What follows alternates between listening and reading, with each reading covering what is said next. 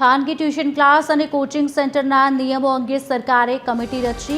ગુજરાત માધ્યમિક અને ઉચ્ચતર માધ્યમિક શિક્ષણ બોર્ડના અધ્યક્ષ સ્થાને કમિટી રચી.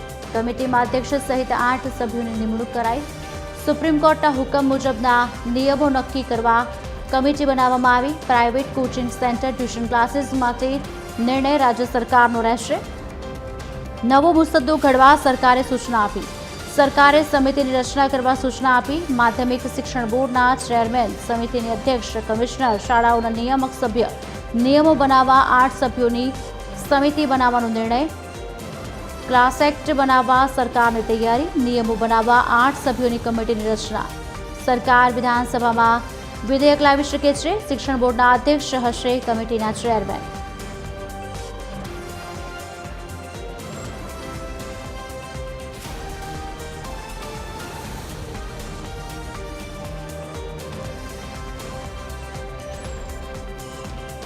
ખાનગી ટ્યુશન ક્લાસ અને કોચિંગ સેન્ટરના નિયમો અંગે સરકારે કમિટી રચી. ત્યારે ગુજરાત માધ્યમિક અને ઉચ્ચતર માધ્યમિક શિક્ષણ બોર્ડના અધ્યક્ષ સ્થાને કમિટી રચાઈ. કમિટીમાં અધ્યક્ષ સહિત 8 સભ્યોની નિમણૂક કરવામાં આવી છે. આપને જણાવી દઈએ સમાચાર. સુપ્રીમ કોર્ટના હુકમ મુજબના નિયમો નક્કી કરવા માટે આ કમિટી બનાવવામાં આવી છે. શિક્ષણ મંત્રીનું નિવેદન. ખાનગી ટ્યુશન ક્લાસીસ અને કોચિંગ સેન્ટરના નિયમો અંગે સરકારે કમિટી રચી છે. ગુજરાત માધ્યમિક અને ઉચ્ચતર માધ્યમિક શિક્ષણ બોર્ડના અધ્યક્ષ સ્થાને આ કમિટીની રચના કરવામાં આવી છે. 8 સભ્યોની નિમણૂક કરાઈ છે. સુપ્રીમ કોર્ટના હુકમ મુજબના નિયમો નક્કી કરવા માટે કમિટી બનાવવામાં આવી છે. ખાનગી ટ્યુશન ક્લાસ અને કોચિંગ સેન્ટરના નિયમો અંગે સરકારે આ કમિટી રચી છે. આપને જણાવી દઈએ સમાચાર. નિવેદન સામે આવ્યા છે. કમિટીમાં અધ્યક્ષ સહિત 8 સભ્યોની નિમણૂક કરવામાં આવી છે. નિયમો નક્કી કરવા માટે કમિટી બનાવવામાં આવી છે.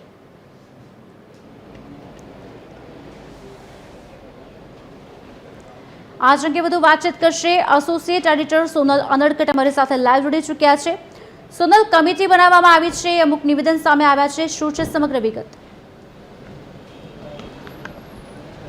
જી, એફઆરસી જે કમિટી છે, ખાસ કરીને ફી નિયમન સંદર્ભમાં જેની રચના કરવામાં આવી છે, લાંબા સમયથી વાલીઓ તરફથી એ ફરિયાદ મળી રહી હતી કે જે પ્રકારે શાળાઓમાં, ખાનગી શાળાઓમાં ઉચ્ચ ફી લેવામાં આવે છે, ઊંચી ફીની વસૂલાત કર્યા બાદ જે ભણતરની ક્વોલિટી છે તે તમામ સહિતની જે ફરિયાદો સામે આવી રહી હતી. ફી નિયમન કમિટી અંતર્ગત જે ફીની નિર્ધારિત રકમ કરવાની હતી તેના સંદર્ભમાં આજે ખાસ શિક્ષણ રાજ્યમંત્રી પ્રફુલ્લ પાનશેરિયા તરફથી મહત્વનો નિર્ણય શિક્ષણ વિભાગ અને સરકાર તરફથી લેવામાં આવ્યો છે અને તે અંતર્ગત તેમણે મીડિયા સાથેની વાતચીતમાં પણ જણાવ્યું હતું કે સુપ્રીમ કોર્ટનો જે આદેશ છે તે મુજબ ફી નિર્ધારણ નક્કી કરવા માટે થઈ અને ખાસ જે કમિટી છે તેની રચના કરવામાં આવતી હોય છે અને તે અંતર્ગત જે કમિટી છે તેની રચના કરી દેવામાં આવી છે.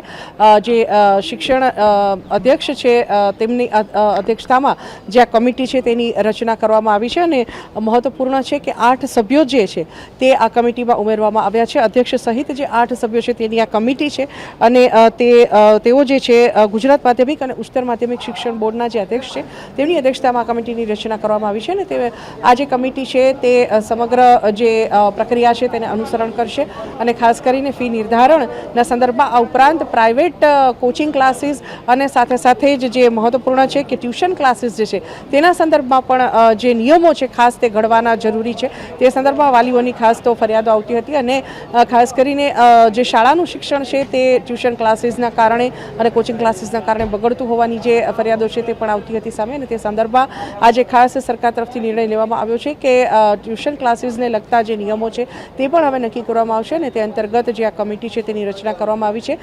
ગુજરાત માધ્યમિક અને ઉચ્ચતર માધ્યમિક શિક્ષણ બોર્ડના ચેરમેનની અધ્યક્ષતામાં જે આ કમિટી રચવામાં આવી છે, અધ્યક્ષ સહિત જે 8 સભ્યો છે તે આ કમિટીમાં રહેશે અને આગામી દિવસોમાં તેઓ જે ખાસ નિયમો છે તે આ સંદર્ભમાં તેનું ઘડતર કરશે અને ત્યારબાદ તે મુજબના જે આગામી આદેશો છે તે સરકાર તરફથી એટલે કે શિક્ષણ વિભાગ તરફથી કરવામાં આવશે. જી, સુંદર આભાર સમગ્ર માહિતી આપવા બદલ.